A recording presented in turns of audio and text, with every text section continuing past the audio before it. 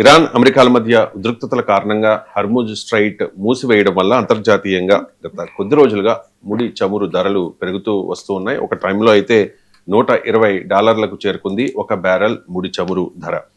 So ఆ తర్వాత మాత్రం చూస్తే కనుక ముడి చమురు ధర తగ్గుతూ వస్తుంది సార్. కారణాలు ఏంటి?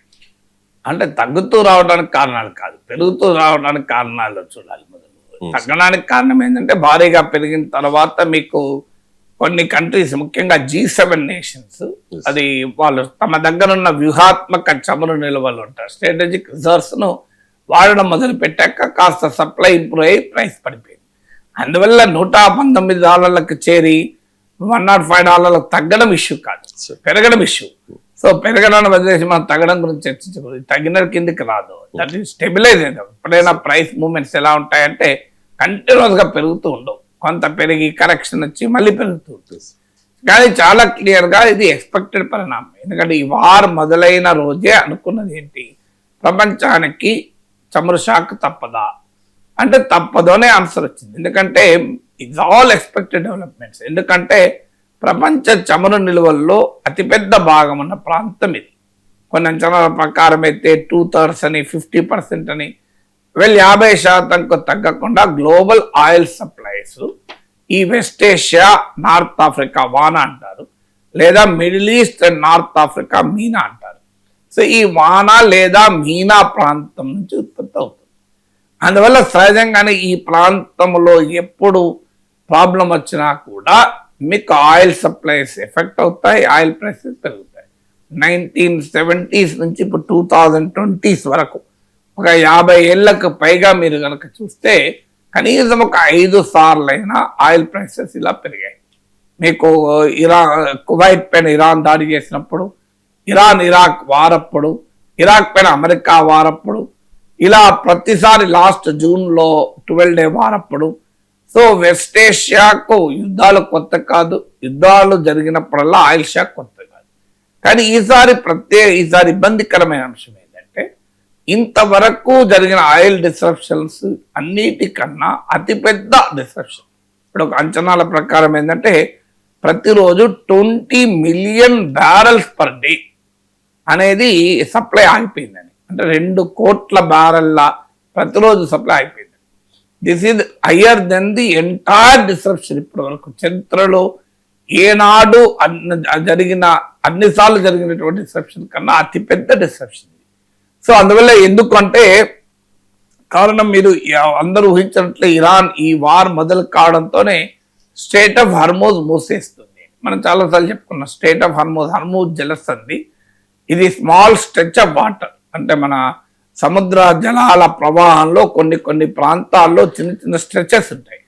సో ఇది ఒక స్మాల్ స్ట్రెచ్ ఆఫ్ ల్యాండ్. ఇక్కడ నుంచి ప్రపంచ చమురు నిల్వల్లో, చమురు సరఫరాల్లో 20% వెళ్తాయి. ముఖ్యంగా ఏషియన్ కంట్రీస్కి వెళ్తుంటాయి.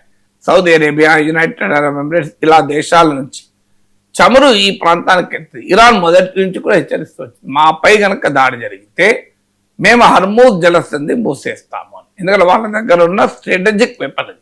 ఎందుకంటే అమెరికాకు ఉన్నంత ఆయుధాలు, ఇజ్రాయెల్కు ఉన్నంత ఆయుధ శక్తి ఇరాన్కు లేదు కనుక ఇరాన్ ఏంటంటే రకరకాల వ్యూహాత్మక ఆయుధాలు వాడుతుంటుంది. అందులో ఒక వ్యూహాత్మక ఆయుధం ఏంటంటే ఈ ప్రపంచ ఆయిల్ సప్లైస్ డిస్టర్బ్ చేస్తే, ఆయిల్ ప్రైసెస్ పెరిగితే అమెరికా ఇజ్రాయెల్ పైన ప్రెషర్ పెరుగుతుంది అని. ఇప్పుడు వాళ్ళ స్ట్రాటజీలో నెంబర్ 1 అది.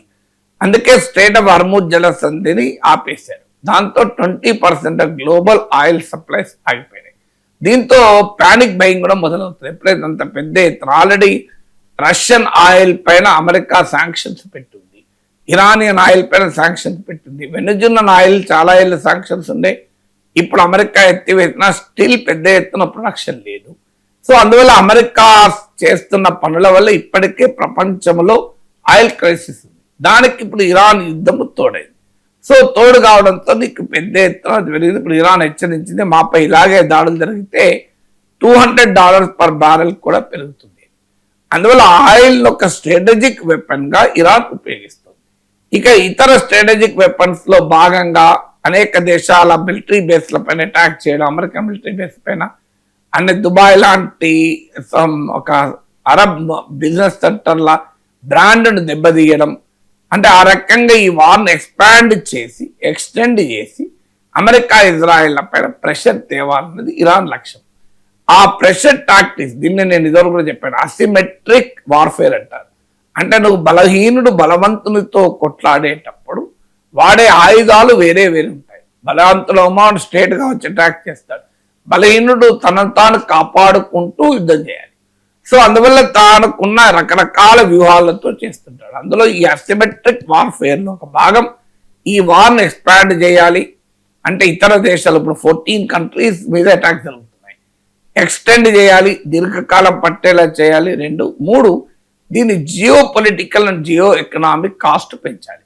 సో ఈ స్ట్రాటజీలో భాగంగా ఇరాన్ చేస్తున్న పనిలో భాగమే ఇలా చమురు ధరలు ఈ స్థాయిలో పెరగడం.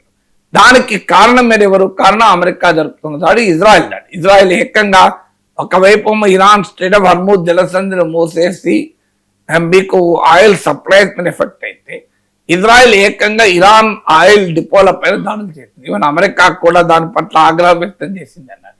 దీనివల్ల స్వల్పగా ఇప్పుడు రేపు పొద్దున ఏదన్నా ఒప్పందం యుద్ధం ఆగిపోతే స్ట్రెయిట్ ఆఫ్ హర్మూజ్ రిలీజ్ అవుతుంది, గ్లోబల్ ఆయిల్ సప్లైస్కి ఇబ్బంది ఉండదు. కానీ ఆయిల్ ఇన్ఫ్రాస్ట్రక్చర్ పైన జరిగే దాడి ఏమవుతుంది అంటే ఫ్యూచర్లో కూడా ఆ దాడి తర్వాత కూడా మళ్ళీ వెంటనే గ్లోబల్ ఆయిల్ ప్రొడక్షన్ పుంజుకోదు, చాలా ఇబ్బందులు ఎదుర్కోవాల్సి ఉంటుంది. అందువల్ల అమెరికా ఇజ్రాయెల్ చర్యల వల్ల long term global oil supplies కూడా ఇవాళ ఇబ్బందులు పడుతున్నాయి. సో ఒక ఎగ్జిట్ స్ట్రాటజీ లేకుండా, ఆల్టర్నేట్ ప్లాన్ లేకుండా, ఇలా ధరలు పెరుగుతాయని తెలిసినప్పుడు ఏం చేయాలో అనేది ఆలోచన లేకుండా ఏకపక్షమైన దాడులు అమెరికా ఇజ్రాయెల్ మొదలు పెట్టడంతో ఈ పరిణామాలు దారితీస్తున్నాయి. ఇది ఎక్కదాకా పోవచ్చు అంటే ఎవరూ చెప్పలేము. ఆల్రెడీ ఇరాన్ స్ట్రాటజీ ఫలిస్తుంటే కనబడుతుంది. ట్రంప్ నిన్నటిదాకా మొదలు 2-3 వారాలు అన్నాడు, తర్వాత సెప్టెంబర్ అన్నాడు, ఇప్పుడు తొందరగానే ముగుస్తుంది అంటున్నాడు. ఇలా మారటానికి కారణం అదే, ఆ ఎత్తుగడ కాస్త ఫలిస్తున్నట్టు కనపడుతుంది. బట్ ఏదైనా world will definitely face it. మీరు ఈవెన్ యుద్ధం ఆగాక కూడా ఈ ఆయిల్ షాక్ తప్పదు. దీనివల్ల ఇనీషియల్ గా కొంత తట్టుకోగలరు రకరకాల పద్ధతులు. ఫిలిప్పీన్స్ వారు ఆల్రెడీ 4-day వీక్ ప్రకటించారు. అంటే సో దట్ ఒక 10 to 20% ట్రాన్స్పోర్ట్ ఫ్యూయల్ కన్సంప్షన్ తగ్గించాలి అని. సౌత్ కొరియా, థాయిలాండ్ లో వారు ఆంక్షలు విధించారు ఆయిల్ దానిపైన. ఇలా రకరకాల దేశాల్లో రకరకాల పద్ధతుల్లో, ఇప్పుడు బంగ్లాదేశ్ లో కూడా పబ్లిక్ అండ్ ప్రైవేట్ యూనివర్సిటీస్ మూసేశారు, రంజాన్ హాలిడేస్ ను ఎక్స్టెండ్ చేశారు. కారణం ఏంటంటే ఈ ఎనర్జీ కన్సంప్షన్ తగ్గాలని.